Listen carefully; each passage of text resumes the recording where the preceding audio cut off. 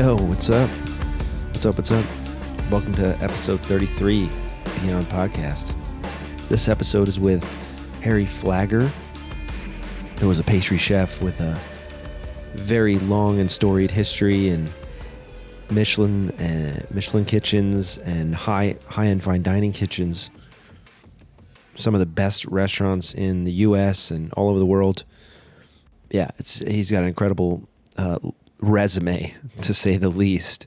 Harry's a very intelligent and focused person. I really admire that sort of focus and attention to detail.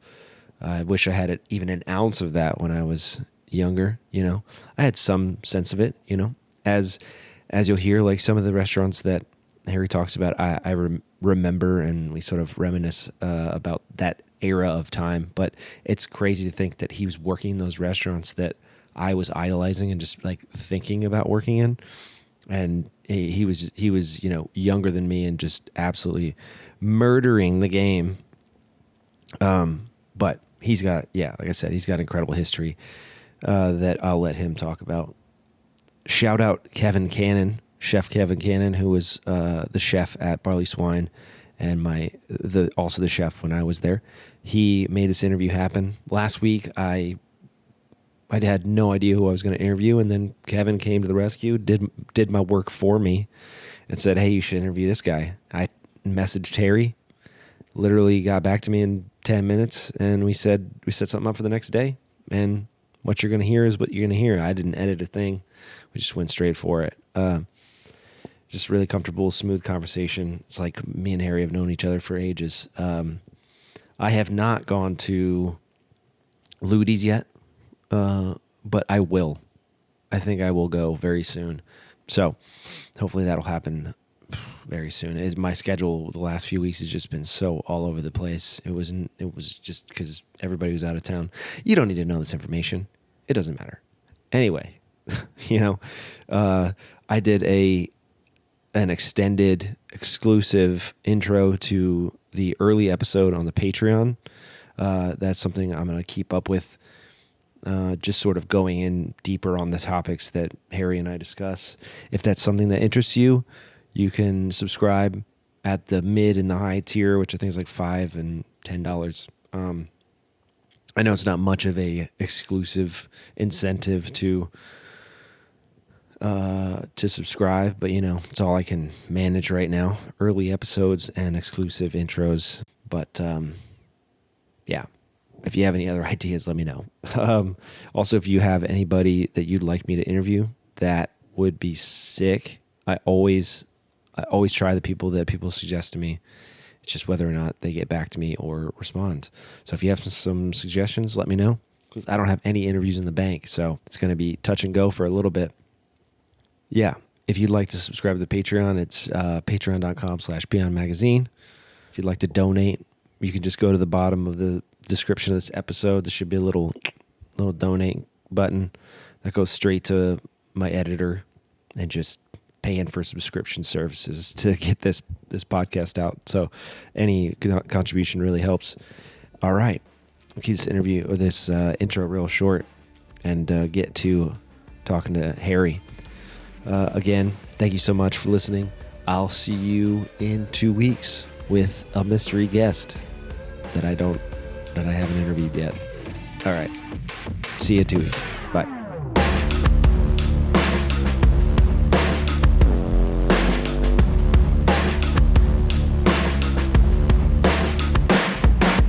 I'm in Austin, Texas.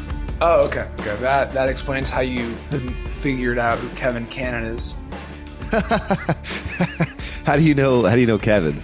I was introduced to him by a really good friend of mine named Bradley Nicholson, who is the chef of a restaurant called Ludi's.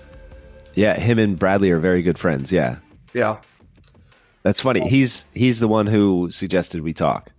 Oh, okay, great. Not Erica. Yeah, I quickly scrolled through your page, and the only two names I recognized were Erica and him. Okay. Yeah. He texted me the other day and was like, "Hey, you should talk to this person." I was like, "Okay, perfect." He sometimes does my work for me, and he's gonna love that we're talking about him. So it's great. And you work in a restaurant in Austin? I do. Yeah, I used to work with Kevin. He was my Oh, chef at Barley Swine. Yeah, okay. yeah. Cool. How do you know Bradley? We opened a restaurant together called Bird Song in San Francisco. Oh yeah, yeah. I'm He familiar with was it. there Yeah. on the Wow. grill, and his wife at the time was at Quince, and Oh wow. so we met there, and then he took this gig in Austin, and he moved there, moved Hmm. back, been there originally for Barley Back. Swine. Yeah, yeah. Have you been through Austin? I have the company I work for now. I spent 4 months there actually covering while Susanna, his wife, was on pregnancy leave. So I Okay. spent some time in the Ludi's kitchen helping them out. Okay. Yeah, I still got to get over there. It seems really really great. I haven't had the time or money to get over there yet, but maybe I'll try tomorrow. So how long you been how long you been cooking? I have been cooking full time since I was 22. I graduated college, but part time since 19. I got out Okay. of high school, yeah, and was interested in it. And I mean, if you want to go all the way back, so I cooked at home, and then I was growing up in Florida in like the 2000 early 2000s, Hmm. and kind of got in. That was when like restaurants were coming up in South Florida, and found some chefs that were open to me, sort of like staging or interning in their kitchens Uh-huh. in South Florida, and got into it then, and then figured out I would go to college, but kind of always had in the back of my head that maybe I'd want to keep cooking. Um, Yeah. so I did that. And all throughout college, whether it was like over the summers and I had like 3 month summer break or during the school year, I was in restaurants. So I was in New York at the time. So there was obviously Oh, a lot a ton of great of places restaurants. to Yeah. stage. So Yeah. Were they fine dining restaurants or just any restaurant you could get into? yeah, I specifically went the fine dining route. I wanted to work with some people that I thought were sort of approaching desserts in like an interesting way. I've always just Okay. done pastry. I had a brief stint where I was doing a little bit of savory work, but I Uh-huh. pretty much immediately realized that my brain just latched onto the science and the sort of ratios and formulas of baking and pastry more. So yeah, like Okay. Bernardin was one in New York, Jean Georges, Kraft, some bakeries and patisseries that I thought were doing some really cool things. So Wow. yeah, Dang, so you went for the top. I mean, at Yeah. the time, I was not needing to get paid. I was a kid in college, and so Yeah. I was super lucky. I was on a full scholarship, and so I just said, "Hey, if you guys are willing to let me come into the kitchen a few days a week, I'd love to just kind of absorb what you're doing here." Um, Wow. yeah, that was great. That's incredible. Do you remember what clicked with you about pastry and why high-end pastry was something you wanted to do at 16? That's a very I specific mean, thing. I remember growing up and having a lot of desserts that I thought were good. You think about like the old school classic flavor pairings of you get chocolate and peanut butter or Hmm. strawberry and lemon or just very sort of tested raspberry and mint, like classic tried and true Yeah. combination. And I was growing up at this time where, blogs were a thing and there were websites like eGullet and these forums where chefs were kind of posting ideas. That's Yeah. the actually Grant Achatz used to sort of document the whole opening of Alinea. And Hmm. I remember seeing this and thinking, okay, these are people that are really thinking about food in a totally different way and about not only putting flavors together, but also how do you sort of generate flavor within a dish. And so I sort of looked at those chefs and said, all right, these are the people that I strategically want to go try and work with because I think they're doing something really interesting. Yeah. I think also it's only in later in life that you can look back in hindsight and sort of realize why you made certain decisions. And Of course. Yeah. I was really into music growing up. I played piano and French horn and guitar and saxophone, and I conducted a bunch. I conducted Damn. Okay. marching band and orchestra, and I loved music. I was like all in on music in middle school and high school, and most of college actually. But I very quickly, when I got to Columbia in New York, I started auditioning against kids that were doing a dual degree program with Juilliard, and so that was Okay. very humbling Wow. experience where you realize, okay, you're a musician, but kids that go to Juilliard are another level. And so I think Okay. in hindsight, I can sort of realize that latching on to that super high end, refined, fine dining pastry thing was really a way to just keep that artistic creativity and that sort of craftsmanship over a trade almost going, while Yeah. realizing that I probably wasn't going to be in the New York Philharmonic or the London Symphony as a French horn player. Yeah. But cooking was something that I could probably excel in. And I had done a little bit of, butchery and pasta making and that kind of thing in some Miami restaurants and enjoyed it. I don't know. There's just something where someone asks you, why do you like blue versus yellow? You have a preference. You don't really know why. You just have a preference. Yeah. You just gravitate towards it. Yeah. And for me, it was pastry, but, I like precision. I like, consistency and making things extremely replicable. And, that's baking. Yeah. It's pastry. Yeah. Especially now where I work now at this hotel, it's absolutely useless if I can make one croissant well once. It's about 365 days a year making perfect croissants. And so that is a whole other sort of side of your brain to engage when you're trying to do that. Yeah. Yeah, for sure. Do you remember your first time in the high-end kitchen, like at that young age, that experience? Yeah. So I remember was it a place in Miami? Miami was the first kitchen I ever worked in, which was a great place to be. It was definitely probably actually sort of on the level of Barley Swine. It was like a good restaurant. It might get a Michelin star if Michelin was in Austin. It was it did things the right way, it cleaned the right way, and it treated food the right way, and it had a high level of service. But it wasn't like crazy refined tasting menus. But that was a great place to start because I just saw the right way of doing things. I think, I guess like any career path, if the first place you work is sort of not at a high caliber, it sort of sets you off on the wrong foot where you see, the way to cut corners and the way to maybe not do things at a high level. But the first like really, really nice kitchen I ever walked into was Le Bernardin. And that was when I was 20 years old in college. And I'd kind of read about it, like at that time, the Bourdain book, Kitchen Confidential, was really popular. There were like his TV show was coming up in popularity. And so I'd sort of seen images of what these high end brigade style French restaurants were like, but it was definitely a whole other,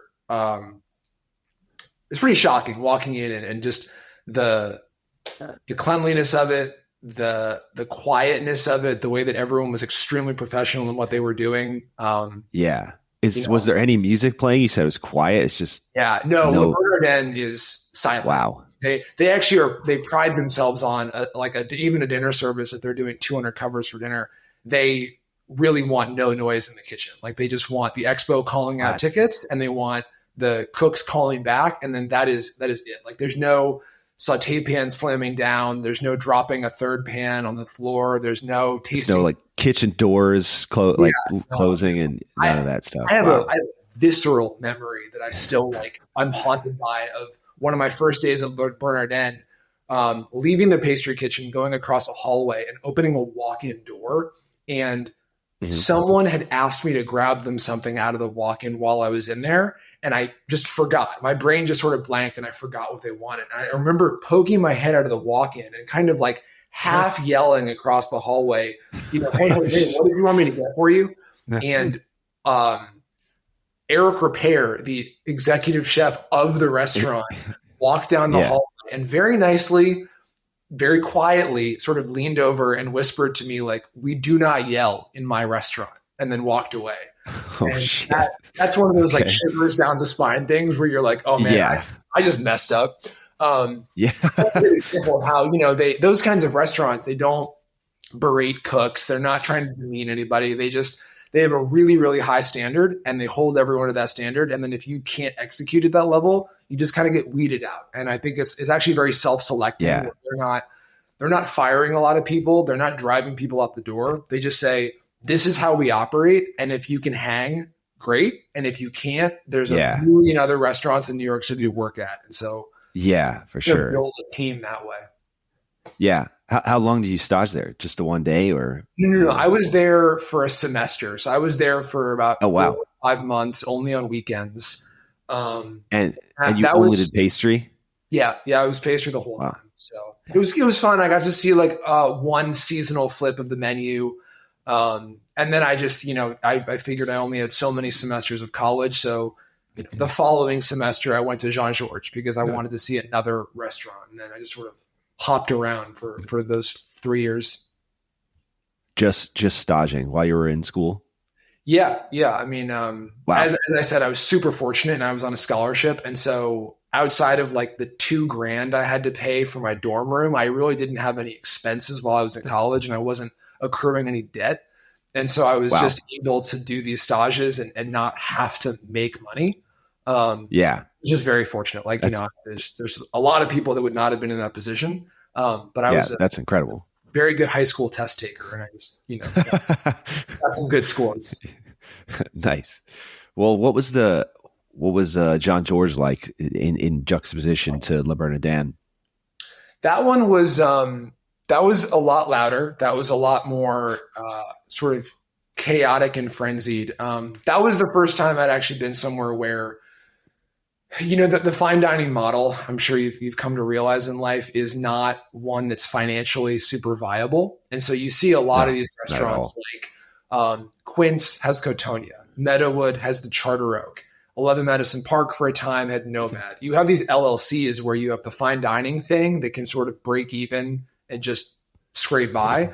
And then under that umbrella, you also have the casual restaurant that can do a lot of covers and make a Yeah. lot of, revenue on Hmm. beverage sales and sort of prop up the fine dining. And so Jean Georges, which is in the Trump Tower in New York, has a sister restaurant called Nougatine that is a Okay. more casual, still French, but like churn and burn. Let's do 300 covers for a busy New York Friday Yeah. lunch.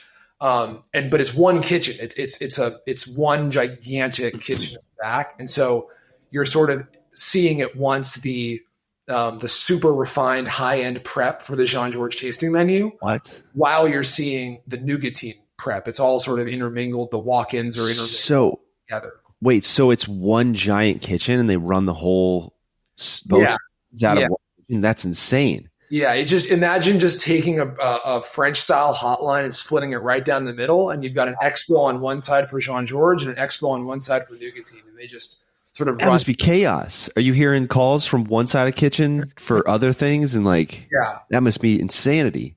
Luckily, the Jean Georges one is just sort of fire tasting for two, and then you're working your way Oh, to okay. the menu. I Whereas see. Nougatine is an a la carte fire, so that's a little more Yeah. chaotic. And then there's like one very large pastry kitchen in the back, where I was sort of seeing all the different prep. And at the time, the guy who was the pastry chef there, his name was Johnny Uzzini, and he was doing this thing What a where name.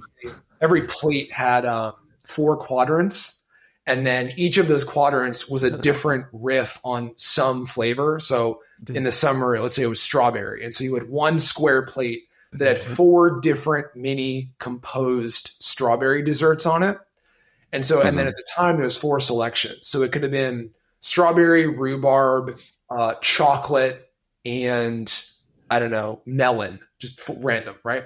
But then, so essentially, you're prepping for that Jean Georges restaurant. You're prepping for 16 desserts because each of those quadrants is essentially a composed dish in a very small Wow. serving size. So the Yeah. mise en place was nuts. The prep sheets were nuts. The sous chefs were sort of tearing their hair out trying to organize all this. And then you had the a la carte desserts for Nougatine. Plus you had all of the stuff you were doing within the Trump Tower of, corporate cookie platters and all that sort of stuff. So Wow. yeah, it was a very That's different experience. insane. But Yeah. it was good to That's see. a name day. It was good to see the Yeah. volume and just how you sort of organize all that. Wow. So how much were you actually allowed to do at these places? Like, I'm interested in that level of staging. I've never done it. And how much are they actually allowing you to do? It was, so I obviously I just, whatever they told me, but the way all those places worked was sort of similar where I'd walk in the morning at 7 or 8 a.m. and the sous chefs would have created a prep list for the day. And back then, everyone was actually doing this style that I don't do in my professional life, but they'd write one very long prep list of every single task that has to get done that day. And then they put people's initials next to it. So, Oh, so you were signed things. yeah, anything they wanted me to do, they just put an HF next to. And then I knew when I walked in that, those were my tasks for the day. And then the first time I ever did any one task, someone would do it with me, or they'd verbally sort of walk me through it. By that point, I was proficient enough in cooking where if you said, we need you to make 5 gallons of vanilla ice cream base, I didn't need someone to hold my hand through that. By then, I knew what I was doing. But, Jean-Georges had a lot of this was like the heyday of hydrocolloids. And so everyone was sort of agar and low acylgelin and kappa and guar gum. And it was like the thing. And so those were the recipes where I was like, all right, I've never hydrated agar. Can you walk me through that process? Or, especially think of like running an agar gel through a thin PVC, a rubber tube into ice water. So, it creates the noodles. And that was a big making like melon noodles, flying thing. So this was right when that was like having its moment, and then it sort of fizzled out since then. But those were the things that I had to get sort of taught there. Okay. Did you have any major like fuck ups with any of those kitchens? You can remember Yeah, definitely. I went to Kraft my junior year of college, and that was Tom Colicchio, the guy who's now famous from Pastry. But that was his sort of what they say is one of the OG farm to table restaurants in New York City. If you look back on sort of the history of menus in New York, Kraft was really the first one that was doing like, here is a $14 side of maitake mushrooms, and all it is sauteed maitakes on a plate with some salt and oil. Like that's it. Like no one before that was like just serving you a vegetable, and that was the side. And he sort of started that. But I remember going there. He had a pastry chef named Meredith something that I really wanted to learn from. And one of my first days, actually, they were like, hey, we have a banquet coming up. We need some ludicrous number of scones. It was like 800 scones or something, right? Like all like 3 inch by 3 inch. So they have one of those industrial size, probably, I'm going to guess 100 quart mixers, 120 quart, big mixer, like take a bath inside of it size mixer. Yeah. And they gave me this recipe and they said, just follow this and you're good to go. Paddle it all together, press it into sheet trays, and then we'll portion it later. And I was like, cool. And this recipe is like a bag of all-purpose flour. I mean, like 50 pounds. It was just a huge scale up. Right. And the sous chef that had scaled it up for me and gave me the recipe made one math error that I didn't know about because I didn't have the original recipe. I just had the scaled up version.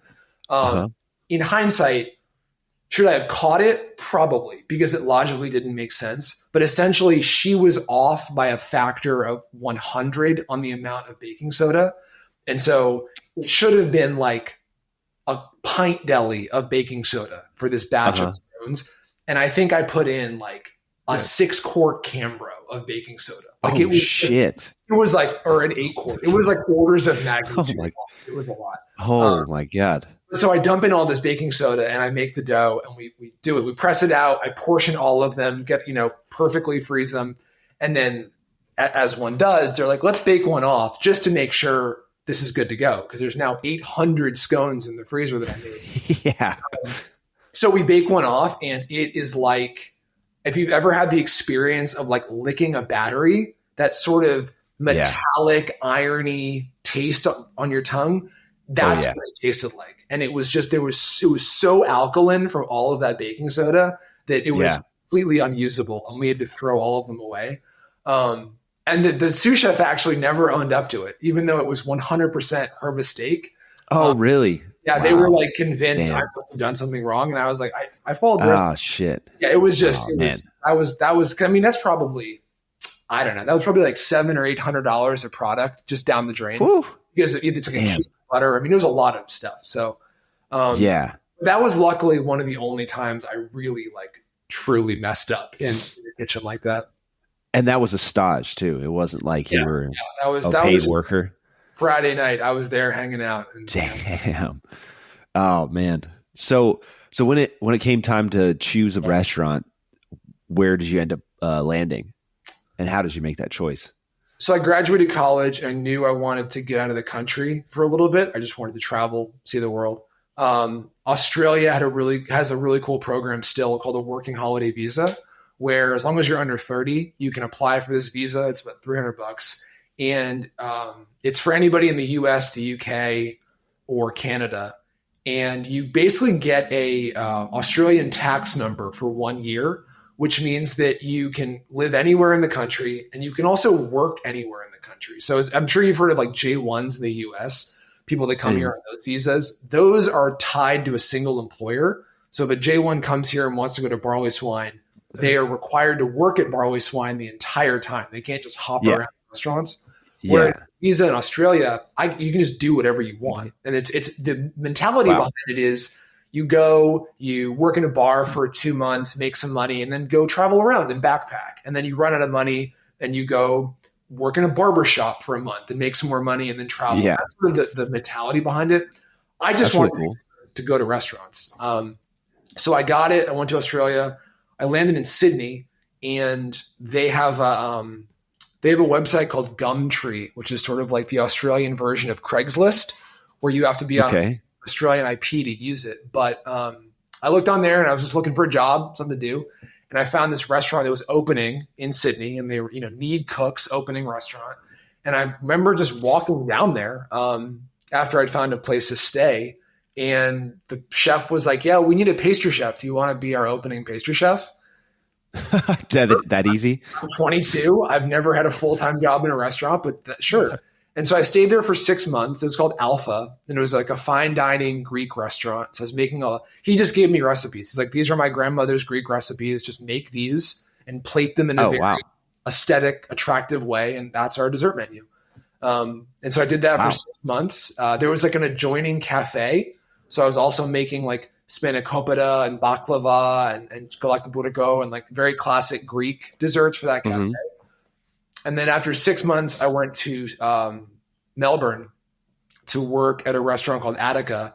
That was a stage. This guy named Ben Shuey, who I'd heard about for a long time, just wanted to see what he was doing. Australia is really interesting in that they don't export a lot of produce. And so when you go there, you end up working with a lot of fruits and vegetables and herbs that you just don't ever have access to outside of Australia because they don't have them anywhere. And so, the thing people call to mind is like kangaroo, like, oh, I can eat kangaroo, but there's a whole like breadth of things beyond that. Like quandong is a hybrid between a cherry and a peach. It's really delicious. Lemonade fruit. So in Australia, Sprite soda is lemonade. And so they have a fruit there called lemonade fruit that is essentially a grapefruit orange hybrid that's really, really high in phosphoric acid. And so when you eat it, it sort of fizzes on your tongue the way carbonated bubbles do.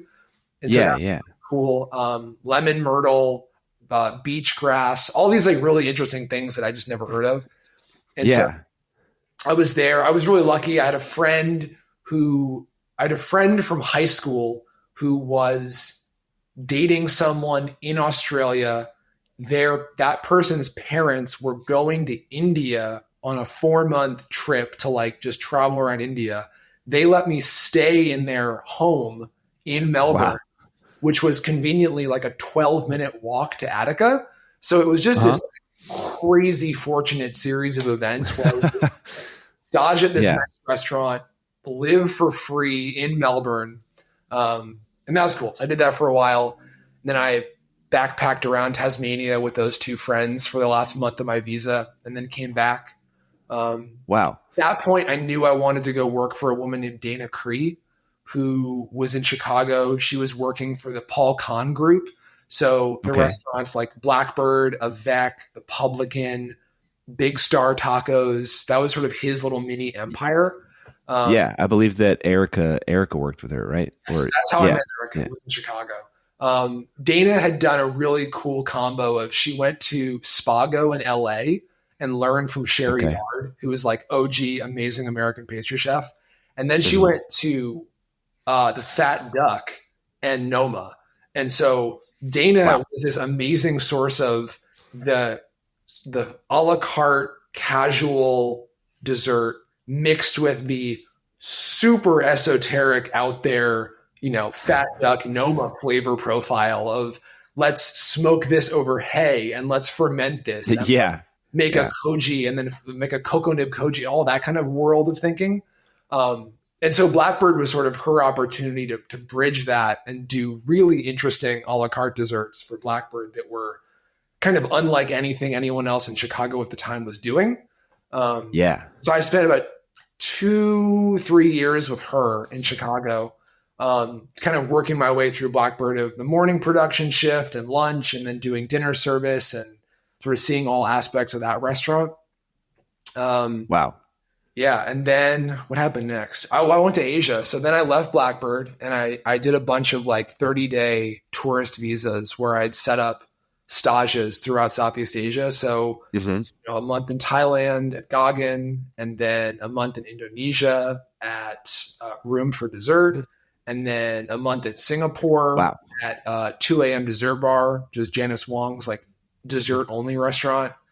Kind of bopped around, did some backpacking also in the middle of there, but just wanted to see like a different flavor profile, different ingredient list, different way of constructing desserts. Like if you think about like I think of like a lemon tart in America, and there's sort of like there's a level of acid in a lemon tart that you can serve in this country that's sort of like generally acceptable.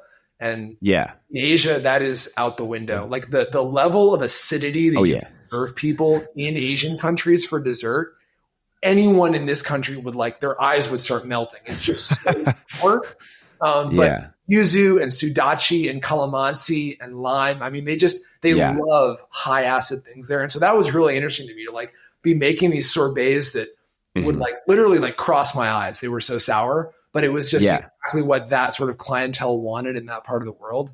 For sure. That was the first time I'd seen that like palates are so different. Yeah. So different. I just got back from Vietnam and Japan and Korea back in November, and I was surprised by like the same thing in Vietnam. They give you something that's super acidic, and then they give you more calamansi on the side if you want more acid for it, right? Yeah. And every soup has acid. Yeah. And then on top of that, all the flavor profiles are totally different. And then the crunch. I had a food tour guide there that kept telling me she was obsessed with why Americans like mashed potatoes. She thought they were disgusting. She's like, it's too mushy. Like there's no crunch, there's no like cartilage or anything like that. I was like, that's so different. Americans love soft things. And in Asia, they love crunch and they love texture and fattiness. Yeah, it's so different. I would love if the American palate one day can get down with like the gelatinous, like doing agar jelly or that sort of soft but chewy sort of thing. Yeah. Which I think you're starting to see like people being more comfortable with like mochi as like a froyo topping. Because sort of the gateway drug into that. I loved all those like shaved ice things where you have the red bean and the agar jellies and the gelatin set thing, like just really delicious and fun to eat. Yeah, for sure. My favorite thing I had there was the che. I don't know if you've had that, but it's the same thing. It's like all the Vietnamese things. It's like, it's technically dessert, but it's not really all sweet. Like some of it's savory. There's beans. There's like a starchiness to it, but also sweetness and like hard jellies and soft jellies. Yeah, it's incredible. But yeah, I can't imagine people in America liking that. One of my combination very much. Sort of top 5 desserts ever I've had was in Vietnam. Was a coffee and avocado milkshake, essentially with sweetened condensed milk that had like coffee agar jellies. Just phenomenal. Yeah, wow, that's incredible. So when you were traveling there, were you also staging as well? I was just eating. Okay. No, I was, all those were stages, all those different restaurants. Yeah, that was, some were really short, some were like a week, some were a full month. It just depended on what the restaurant was willing to commit to. And I actually was going to keep going. My plan was to next go to Japan and go to Narasawa, which is a 3 Michelin-star restaurant there. But in Indonesia, my credit card on a skimmer, or my debit card got hacked on a skimmer. And so all of the money I had in my checking account was withdrawn. Oh, no. like literally in Indonesia with only the cash in my wallet. I had Oh nothing. shit. And so Damn. I had to actually have my dad, who lived in Florida at the time, he got me a plane ticket home because I had no way to like fund Yeah. No. travel. Yeah. And so that was the end of my trip. It was 4 months, and that was the end of it. Was when I Wow. eventually What I got money back. Bank of America, shout out, did a great job. But yeah. yeah, in the moment, I was kind of screwed. Wow. That's insane. So staging in those sorts of kitchens, did you have any problem, or was it mainly English speaking kitchens, or did they No, kind of? none of them were English speaking. But I think in the same way that if you think about, music and math are often called like universal languages because you can go anywhere and people are familiar with those two things. I think cooking is somewhat similar, where if you watch someone saute something, you sort of know the procedure, you can get it. And so, while none of the kitchens were English speaking, I was able to get by because I was familiar at that point. I had 4 years under my belt of sort of part-time cooking with procedures and recipes and sort of how to do things. The only thing that was completely foreign to me was Goggin in Thailand was the first restaurant where I'd ever had to use liquid nitrogen for like prep projects. And so that someone definitely had to show me that because I'd never done, I used it for like buffet tables to like create smoke of oysters and make that look cool. But, things like doing a metal ladle into nitrogen and then into ice cream base and then back into nitrogen to create like that thin dome of ice cream that people were doing on desserts, that kind of thing. Yeah. So I had never done that. So that was sort of new to me, but everything else it was lonely as hell. I'll say that, like operating. And it was similar to when I spent a summer of college on a cruise ship. Both my parents were in the cruise industry for most of their career. And I was just curious about that lifestyle and sort of that industry. And so in college, I spent one summer on a cruise ship doing circles of the Baltic Sea, which is a great way to see a bunch of those countries that I probably never would have do Estonia and Sweden and Norway without doing that. But it's super lonely when you're just the only person in a giant kitchen that speaks English and everyone else is talking in Tagalog because they're either Filipino or German because they're German. So but they can't talk to you because they don't speak English. And it's incredibly So, but it was fun. I really enjoyed it. I had a great time in Asia. Definitely got to taste some things and sort of see some techniques that I probably never would have been open to before. What was Gagan like? Was he there? I forgot. Is that his actual name? Gagan, right? Yeah, Gagan Anand is his full name. Gagan Anand. Yeah, this was before he closed down the Thailand restaurant. So he's a goofy guy. I was gonna say he likes to party. He's very eccentric. He likes to have a good time. I definitely remember him walking around the kitchen with a beverage tray of just shots of rum because pre-service he liked people to just do shots of rum. I remember he would bring local vendors to the restaurant, which was fun. So like the Gagan, the OG restaurant, was like in a house in Thailand, just like a multi-bedroom home. And so in the sort of courtyard area outside near the garage, he would bring people like just Thai vendors to sort of make food for the staff sometime, which was cool. That's really cool. I distinctly remember a guy who had a little push cart and would do coconut ice cream with crushed peanut and candied pumpkin as like a little like sundae of sorts. That was really good. Or like fried food, just snacks. But he was goofy. He just wanted his restaurant to be a party. It was just every guest have a great time, eat some really wacky food. His model actually for making food was really, really unique. So he is born and raised in India. Very, very proud of that cuisine and that sort of the nuances of South India versus North India, all those different kinds of sub cuisines, regional cuisines. So he hired 2 ex-sous chefs from El Bulli and brought them to Gagan. And he would come into the restaurant in the morning and he would make a dish from his childhood that maybe his mom would make. One that I remember distinctly is like goat brain curry. And so he would make this goat brain curry exactly as his mom would have made it. And he'd have his 2 sous chefs come over and they would taste it and they'd eat it and they'd dissect it and they'd take notes and they'd really like get that flavor profile in their head.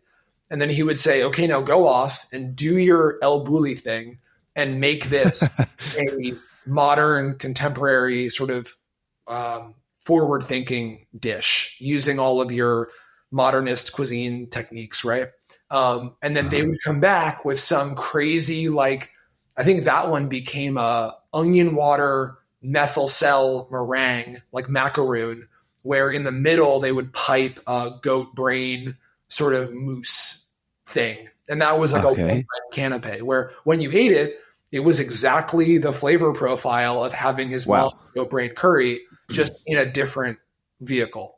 And so that was sort of how the whole menu was designed. It was taking these classic Indian flavors and then translating it into a dining context.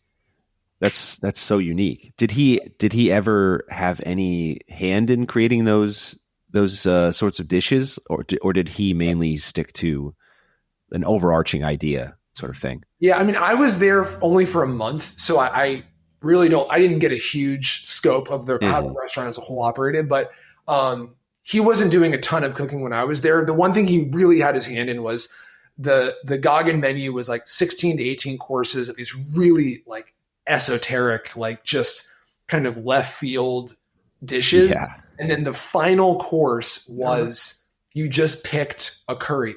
You either had lamb, chicken, fish, or vegetable, made completely traditional Indian curry, and then a side of naan that was made to order.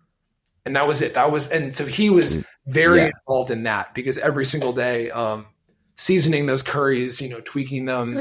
There was a very specific balance of like the spices to MSG to salt to sort of find that perfect, like, just sort of like place where your tongue is always wanting one more bite, like you're never fully satisfied, you're just like always wanting more. The curries were incredible. It's still the best curry I've ever had in my life was there. Wow. That's insane. Yeah. So where did you go after that? You said, you had to come back to the States. Did you did you go back out and travel or? No, so I came back and I had been following sort of in the background, this blog called Townhouse.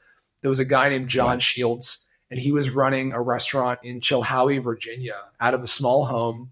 There was tasting menus. It was him and his wife, I think a beverage director, and maybe like one front of house person. But he was doing things that I had never seen with food. I'd never thought about before. Candying purple carrots in black licorice to make a carrot Twizzler, and just really like cool, interesting take on food. He came up at Charlie Trotter's. He spent some time in Alinea. So he had this really interesting classical versus new age sort of mentality on things.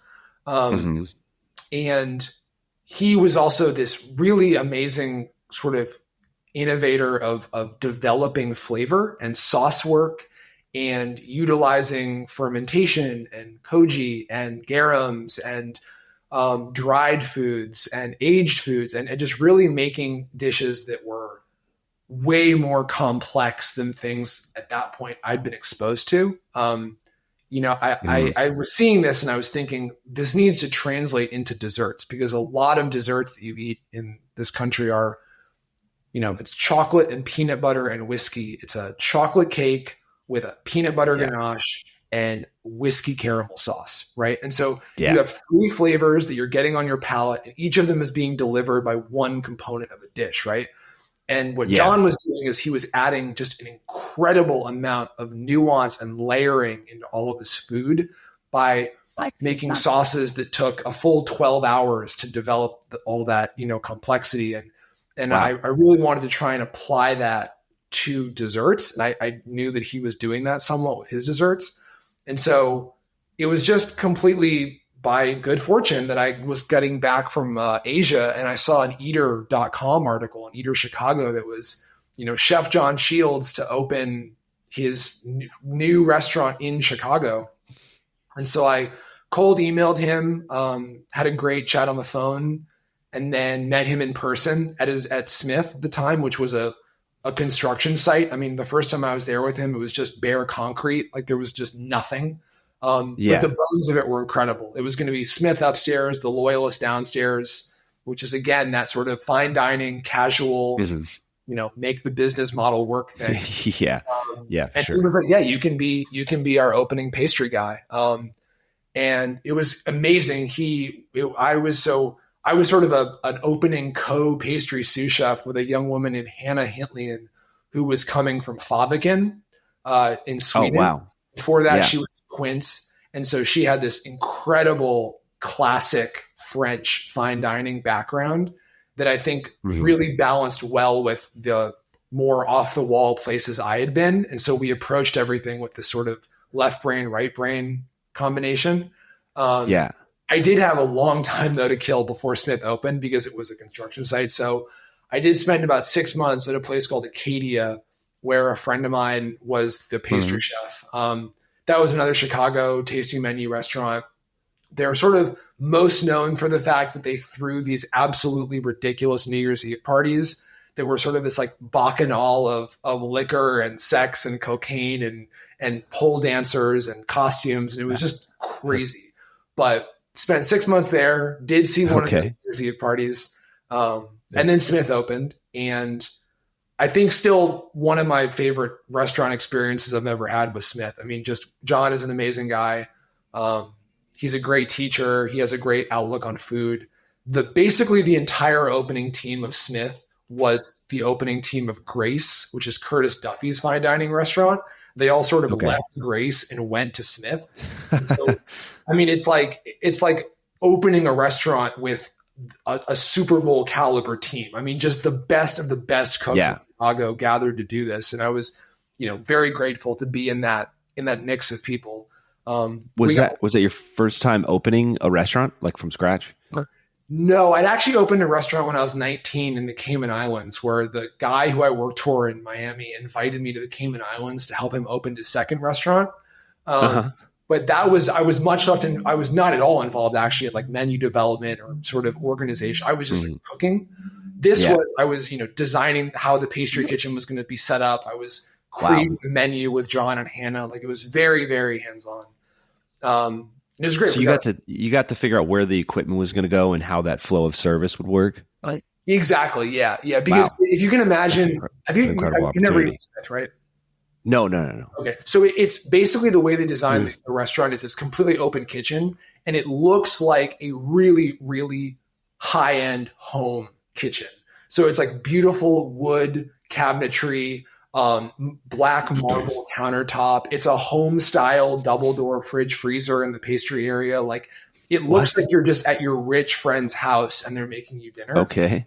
Black oak everywhere. Like it's really, really nice. But so we had to figure out like, how do we take this space that looks like it should be hosting a small dinner party and make it work to serve 75 covers a night of really, really high end food?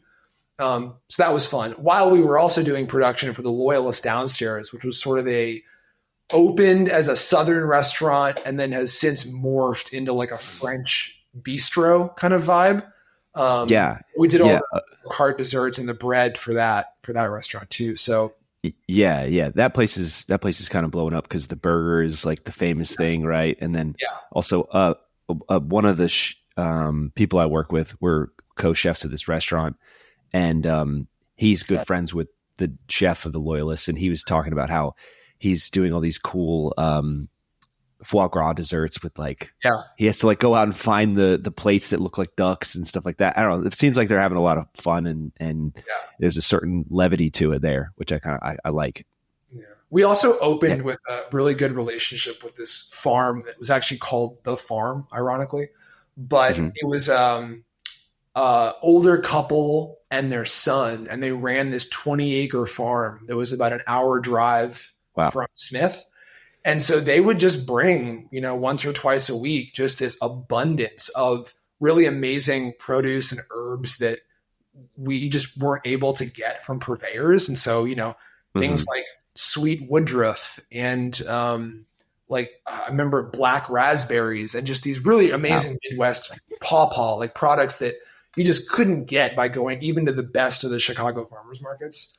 So that was really cool. I stayed there for about 2 years. I think my last day at Smith was actually like a day or two before they got the call for the second star, which was kind of cool to like leave right then. Yeah. But yeah, and I mean, he So just got you were part of that. Yeah. he just got his third, which is incredible. It took like 7 years, Wow. but they just got their third star, which, you know, you could tell from day one that one, that's what he was going for, and two, that he would get there. I mean, he has the drive, the determination, the detail. Like, you knew he'd get to three. It just would take a little while to gel it all together. For sure.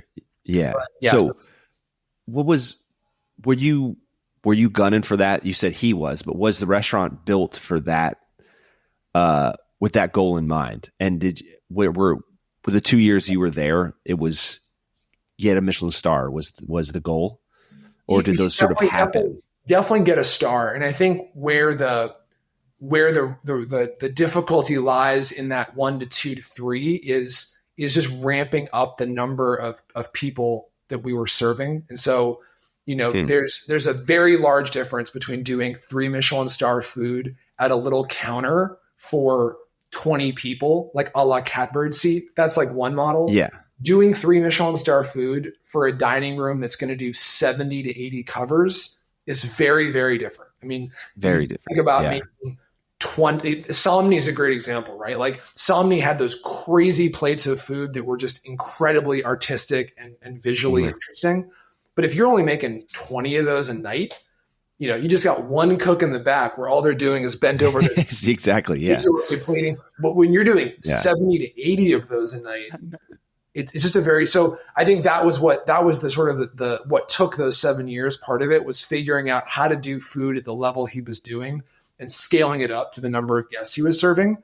Because at a certain point, you know, you have to look at the numbers and you have to say, all right, this is a business, right? And we have to at least attempt to break even. And so we can't just serve people one night and call it a day. You know, we have to push the limit on that. But yeah, so super happy he got there. And then again, just another fortuitous thing, the architect that designed Smith got a project in San Francisco, and he just kind of told me about it. He just mentioned it one day in passing. He said, "Hey, I just got this cool project in San Francisco. You should check it out." I'd mentioned the Bay Area. You know, my mom and dad grew up in the Bay Area when they were younger. It was sort of a place I wanted to get to at some point in my career. And so I, again, emailed the owners of this new restaurant that was opening. And I said, "Hey, I'm interested in moving out to the West Coast. You know, this is where I'm at right now. What do you think?" And I FaceTimed with the owner, Chris, and he was super open to it. So I packed up my 2 suitcases, because at that point I still didn't have any furniture. I was living in just furnished apartments that I was renting. And so moved to San Francisco and was on the opening team for Birdsong, which is where I met Bradley. And that again actually followed kind of the exact same trajectory as Smith, where I came out here. I had about 6 months to kill before the restaurant opened. San Francisco is markedly more expensive than Chicago. Yeah. So what I had to do was I had brought back a good chunk of money from Australia that I banked while I was there, like I think a little over 10K. And so I was able to just use that money to pay rent, to buy groceries, to, you know, go on the subway. And I sort of just used that savings for about 6 months while I was just staging. Because I figured, hey, I'm in the Bay Area. I'm about to open this really, really high-end progressive restaurant. I want to see what everyone else is doing so I can kind of like veer off the path a little when we don't do that. So of course, everywhere from 6 weeks at Quince to 2 weeks at Meadowood to a bunch of bakeries, Murad, and just all the Manresa, all the nice fine dining places I checked out. Dandelion Chocolate, I went there to see some chocolate making. I did Marla Bakery for bread making. I just wanted to get a feel for the city. And then we opened Birdsong, and that was great. That was about a year or two before COVID. So we sort of got our legs under us, got a Michelin star, and then COVID happens and we had to pivot. And so we turned Birdsong into Bird Box. And we ran basically I remember that. Yeah. Takeout fried chicken restaurant that did like cornbread and pie and chicken sandwiches. What was the thinking there? Was that just like quick? Like how can we just keep the thing alive? Yeah, just bring in money, keep the lights on. Chris, the owner, was really passionate about using high quality chicken and really sort of pushes against the chicken sort of industrial complex in America. And so his thing was he was serving a thigh sandwich with the claw still attached. And so the diner would actually like pull the claw with the foot and the talons off of the sandwich and then eat it. Wow. That actually like made its way onto SNL during COVID. Like it was really sort of a cultural thing for a second. But it was great. And Bird Box actually now is a standalone restaurant in San Francisco. I know it's by the ballpark. I know he's looking to franchise it and have more locations down the line. So that's like become a whole other like business for him.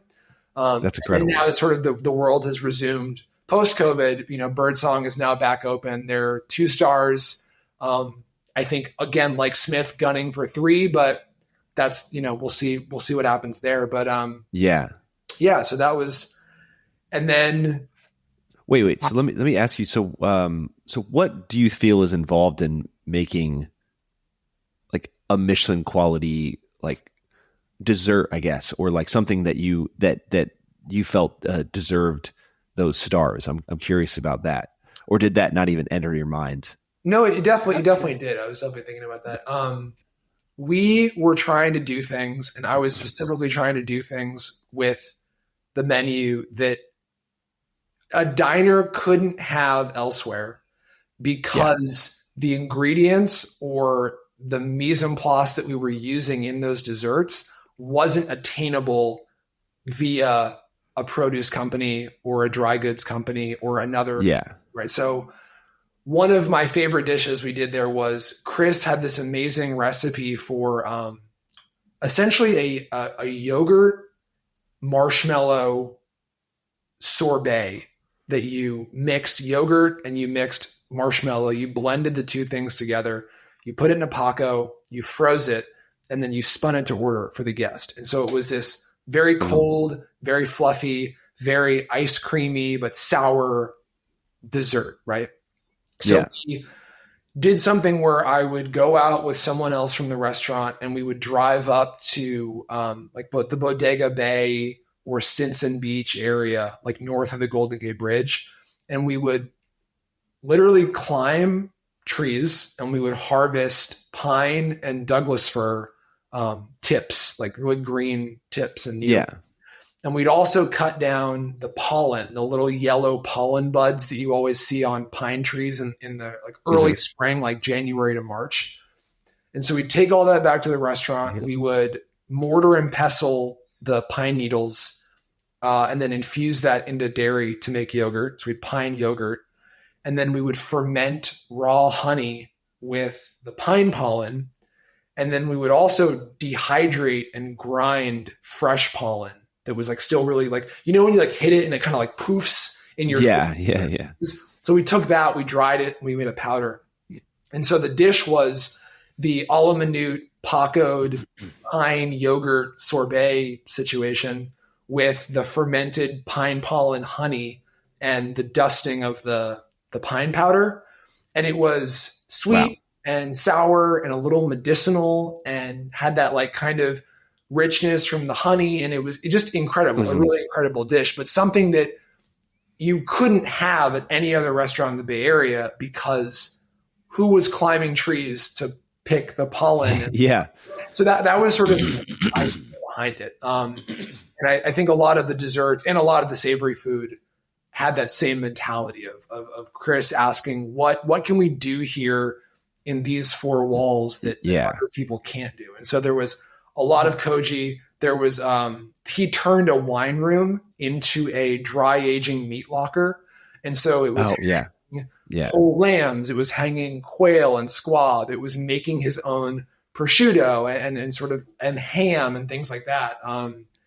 And sauce work that would then use the bones that were grilled over a hearth and sauces made with those dry aged grilled bones. So just that really layering nuanced flavor. Yeah, I think that's what gets you 1 and 2 stars. And then I think the 3rd star is taking that food and making it 5 to 10% better, but then taking the service of a 2-star restaurant and making it 50% better. And Yeah. that's the real thing, is when you look at an 11 Madison Park, or you look at a Smith, or you look at a Quince. I mean, that's a front of house team that is so dialed in and so Yeah. professional at their job. They are anticipating every single need of the guest. Mm-hmm. And that's something that just is, especially now, man, in 2024, is really, really hard to get. It's really hard to get the buy-in from teams, and the training, and the sort of just the perception on the floor, on the job, of just being aware of everything going on, is really hard. And, you know, I'm not even in that world anymore. Like I'm a pastry chef at a resort that does many other things that are not fine dining. And so, you know, I don't even see that anymore, but I can attest that it's really hard to get to that 3-star service level.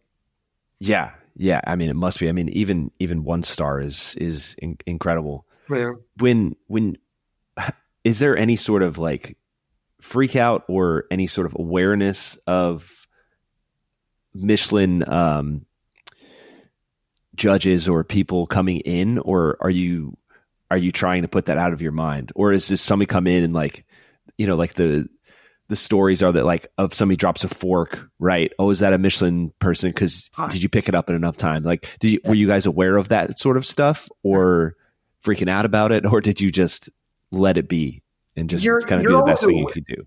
Aware of it. And those are the classic ones of dropping a utensil, dropping a napkin, having a 2-top where in back to back, they use the restroom to see if you have time to clean the restroom between them using it. Any solo diner is always flagged. Yeah. But really, you just do your thing. I mean, you just go in, and I think that's what working at those restaurants and working for people like Chris and John really shows you, is that their mentality of going to work every day is that every single service is just as important as the next one, as the previous one.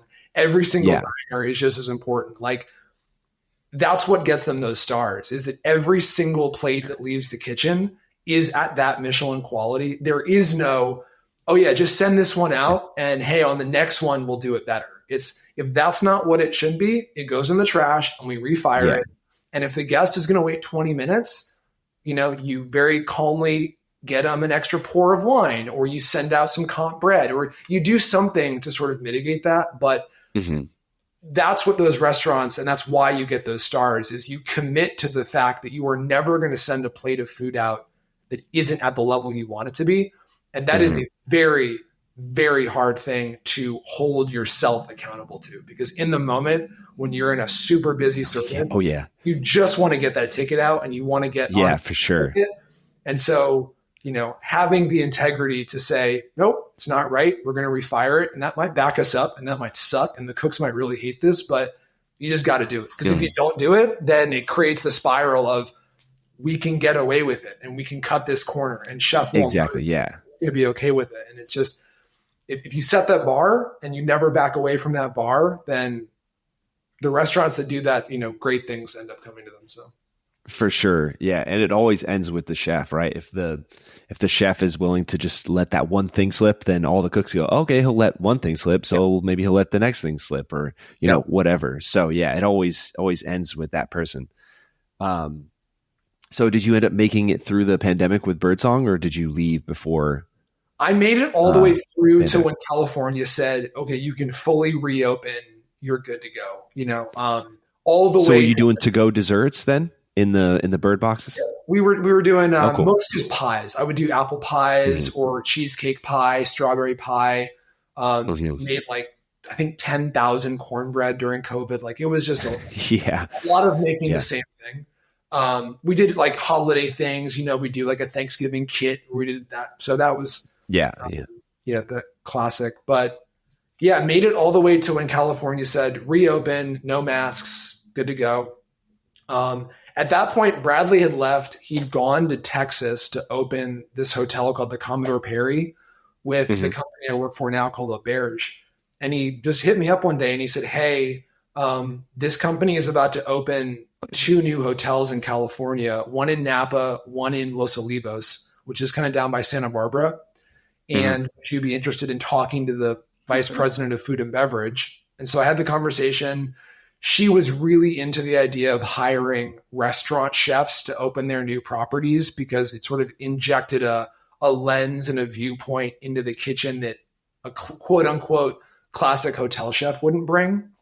Yeah. So I, jumped at the opportunity and I moved up to Napa and opened this crazy 100-acre resort that, is Wow. basically $1 billion build out. I mean, it's enormous. It's got 72 homes. It's got 40 condos.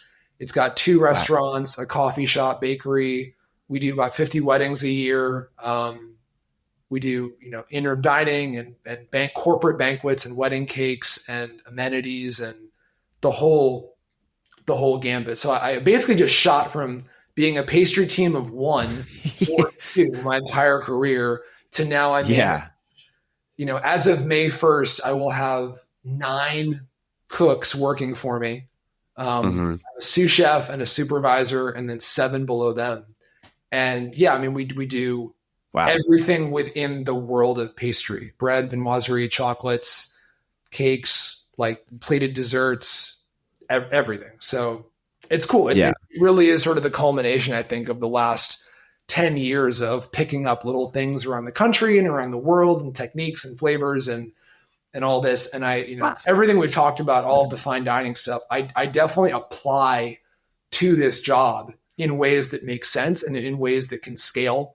And so, right now we have that birdsong yogurt I made with jasmine because our farmer grows fresh jasmine flowers for me. So I made a jasmine yogurt and then made a jasmine froyo, and we sell that out of our ice cream sort of takeout window it's popular in the summer. And so it's a really fun challenge of looking at what I've done in the past and figuring out how do you make this work at scale? Because, we do breakfast, lunch, and dinner 7 days a week. And on a busy day between breakfast, lunch, and dinner, we're doing 700 to 800 covers. And so then another 200 maybe for a wedding in the banquet kitchen and another 150 covers at the pool. And then another 200 people going in and out of our coffee shop. So it's just a completely different animal. But it's fun. So are you just thinking or are you just like orchestrating all of this, or are you still hands-on in the kitchen? I think average, I work about 12 hours a day, and I would say about 6 hours of that day is cooking, making food. And then 6 hours of that day is administrative work, meetings, ordering, organizing, coaching, training, all that sort of higher level chef administrative stuff, that doesn't involve making food. But I try to split my day half and half and still keep my hands busy.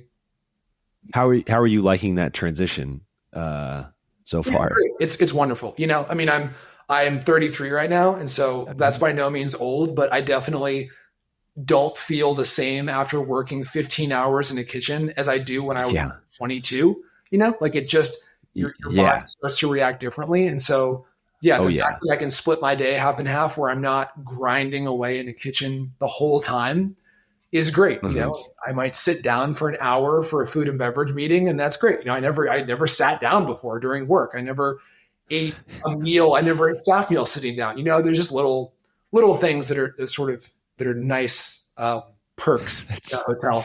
That's so crazy that to cooks, that's what I love about talking to people on this podcast and getting this type of stuff out, is that cooks think a luxury is sitting down for a meal at work, which is like something that most people do every day at their job. It's crazy. So where do you see yourself kind of going from here? You just settling into this position, or do you have your sights on a restaurant of your own someday? Where you see yourself going? I absolutely have no desire to ever own my own business in food and beverage. That is not. I've now opened enough things with people. I now deep dive through P&Ls every month at Auberge, and I see the margins of the food industry and what that reality is, and I love that people are passionate and they do it. Not for me. I'm looking at either pursuing a more corporate level role where doing what I do now, but across multiple properties in sort of the hotel resort space or restaurant space with like a restaurant group. I think that's intriguing. Or I also am really interested in sort of the larger scale packaged goods food space. And so being a pastry corporate chef for a company like Van Leeuwen or Haagen-Dazs or Ben and Jerry's or a chocolate company or snack foods. I think there's some really, really intriguing companies out there that are looking at sort of food on a global scale and sort of the environmental impact of that and upcycling food products and maybe making an alternative flour out of spent grain parts from the traditional flour milling cycle, things like that are sort of a little more macro than a single hotel. I've loved my experience so far in sort of the food and beverage space, but I would really like to sort of transition the next part of my career into some project that is looking at a larger lens on sort of the feeding of people as a whole and is not so specifically focused on one single restaurant meal. Yeah. Well, dang, that's a big goal. But thankfully there's people like yourself doing that. There's a few people. I mean, it seems like the newest generation, or I guess your generation of people who went through the last, sweep of fine dining restaurants are sort of in that same mindset. They're like, they got out of Noma or they got out of the other 3 Michelin star kitchens like yourself. And they're looking at what can they do that's a bigger scale. That's not just open another 3 Michelin star restaurant or open another fine dining restaurant, which I think is a fantastic new direction as opposed to just open more restaurants. I'm sure as you can see in Austin that with the number of restaurants right now that exist that are sort of ambitious, the market's pretty saturated for finding cooks and finding servers and finding bartenders. And so I definitely don't want to keep just going down the path of banging your head against the wall of, oh, we're always short one person or we always are looking for that grill cook. That was my entire 20s and I lived it and it was fun. Enjoyed it while it lasted, but I'm now looking for the next progression of all this. Yeah. All right. Well, I really appreciate you taking the time to talk, Harry. Thank you so much. You got an incredible story and a lot of incredible experiences. Thank you for telling them. Yeah. Thanks for having me on. And please make your way to Ludi's. Tell Bradley I say hi. I will. I definitely will. Yeah, for sure. Thank you so much, Harry. Have a good day. Bye. Thank you. Bye.